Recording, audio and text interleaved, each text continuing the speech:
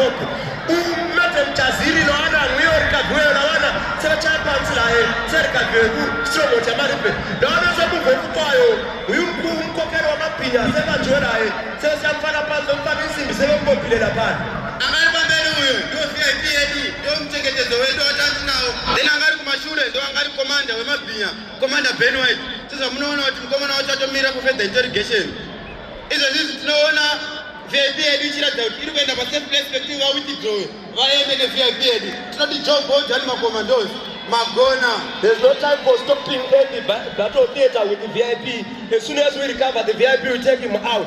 Now they are going for the search part. As you can see now, Komoro Bibiana leading two of his best men to do the search.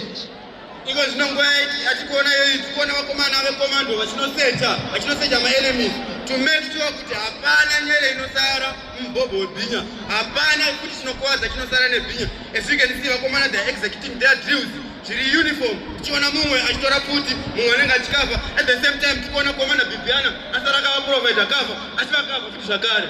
Avaviri lava vase ndo zvavanoita vakomana kana vachinge vaida kurikava mazvinzwira vembega. As long as tasvika panzvimbo mune muri safe kwavatorwa kune vanhu vakawanda sei tinokurikavha. Thank you very much. Leo maoko. Thank you vana veZimbabwe. Siyabonga abantu beZimbabwe. Tinotenda zvikuru.